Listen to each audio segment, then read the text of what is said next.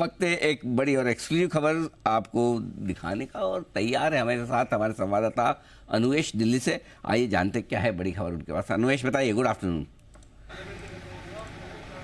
Good afternoon sir इस बार जो बड़ी खबर निकल के आ रही है वो पूरे डिफेंस सेक्टर के लिए है, डिफेंस मैन्युफैक्चरिंग सेक्टर के लिए है।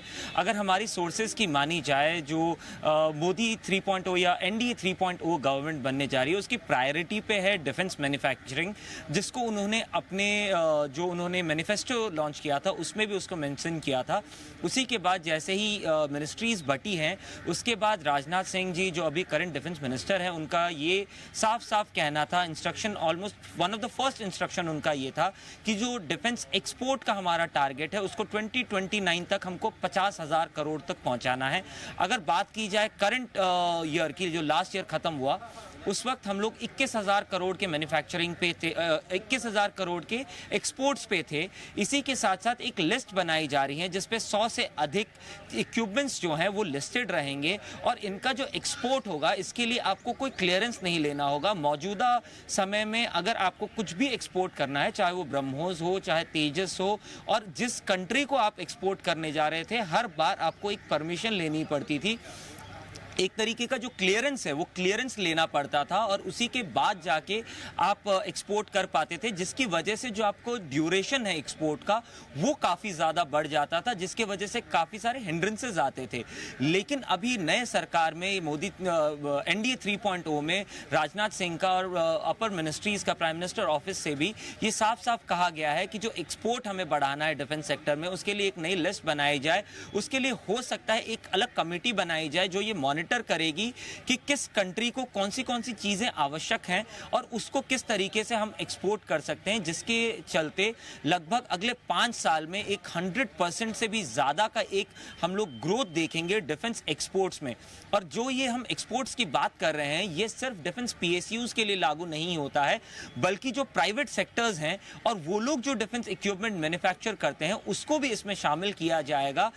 एग्जाम्पल के तौर पर मैं बताना चाहूंगा, जिस तरीके से भारत फोर्स जो है वो हवत्जर गन्स बनाता है 155 mm 52 कैलिबर और तमाम दूसरे कैलिबर के जो हवत्जर गन्स बनाता है उसको भी इनमें हो सकता है शामिल किया जाए। वहीं पे एचएएल हो गया, जिसके हमने देखा है कई कंट्रीज जैसे फिलीपींस है और तमाम ऐसे देश हैं जहाँ पे इजिप्ट है जो पाइपलाइन पे है, वहाँ पे MK1 तेजस MK1 अल्फा को एक्सपोर्ट करने की बात हो रही है। ब्रह्मोस हम ऑलरेडी एक्सपोर्ट कर चुके हैं और कई ऐसी कंट्रीज हैं जो पाइपलाइन में है जहाँ पे हम एक्सपोर्ट कर सकते हैं।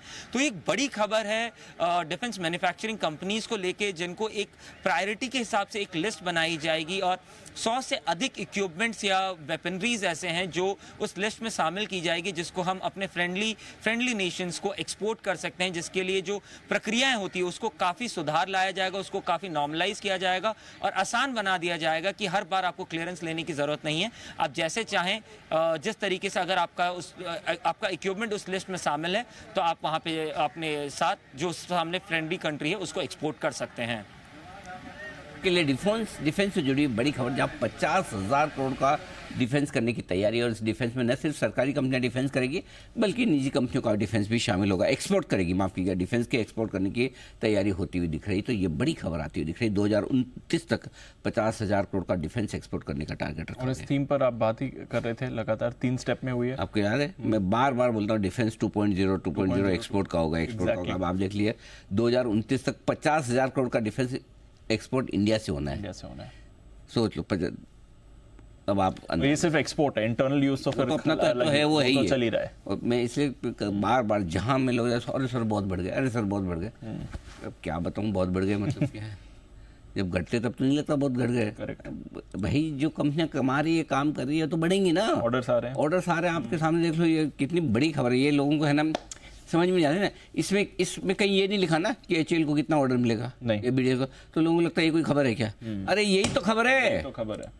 50,000 करोड़ का एक्सपोर्ट का टारगेट रखा है गवर्नमेंट ऑफ इंडिया ने पूरे सेक्टर को ही, पूरे सेक्टर का। मैक्सिमम सरकारी कंपनियां करेगी, हो सकता है प्राइवेट कंपनियां कुछ भारत फोर्स टाइप की होंगी, कुछ और भी होंगी, जो भी करेगी वो भी सब होगा, बराबर है। लेकिन आप सोचो 50,000 करोड़ का एक्सपोर्ट यहाँ से जाएगा, 50,000 करोड़ में एक्सपोर्ट कितना प्रॉफिट बनेगा। सही बात है। सोचो, ठीक है, और जो चल रहा है वो तो चल ही रहा है। करेक्ट। आई थिंक ये बड़ा डिफेंस का बड़ा हब इंडिया बनने जा रहा है। ये मैन्युफैक्चरिंग की एक एक्सटेंडेड थीम है। मैन्युफैक्चरिंग जो हम इंडिया में बना रहे हैं, डिफेंस में एक एक्सटेंडेड थीम है। तो आप सोच लो, मैं फिर बोल रहा हूँ, कभी ये मत सोचो कि ये शेयर बहुत महंगा है। कुछ शेयरों के केस में पी मल्टीपल महंगे हो सकते हैं, वो छोड़ दिए, बट इन जनरल अभी भी सरकारी कंपनियों के कहाँ आप एबीबी सीमेंट्स को 80-90 का मल्टीपल देते हुए शर्म नहीं आती? है ना? यहाँ पे 15 के मल्टीपल, 20 मल्टीपल पे भी आपको लगता है बहुत महंगे हैं। एग्जैक्टली। कैसे भाई? और जबकि इनकी कौन सी रेवेन्यू विजिबिलिटी नहीं है, सबकी है। उनके चलेंगे तो इनके बेचारे वो भी तो मैन्युफैक्चरिंग से जुड़े हुए हैं, कैपिटल गुड्स से जुड़े हुए हैं। एग्जैक्टली। मैं एग्जांपल दे रहा हूँ, मैं ये नहीं कह रहा हूँ कि आप वो बेच के ये सब ले लो, वो एक अलग चीज़ है, बट पॉइंट ये है कि डिफेंस की स्टोरी है वो बहुत मजबूत है, अच्छी है, इसलिए आपको हड़बड़ी में, जल्दबाजी में डिफेंस के शेयर बेचने नहीं है। नहीं। 125 रुपये से आपको मझगांव डॉक लगातार कह रहे हैं, HAL कब से हम आपको 1800 रुपये से लगातार कह रहे हैं, ये सब आपके पोर्टफोलियो स्टॉक है। रोज रोज देखिए मत, देखेंगे तो बिक जाएगा। सिंपल। चलिए, मझगांव डॉक देखिए, आपका आज भी दौड़ रहा है सर, 300 रुपये ऊपर है। अभी कोचिन शिपयार्ड की राय आई भी थी सच जी की तरफ से।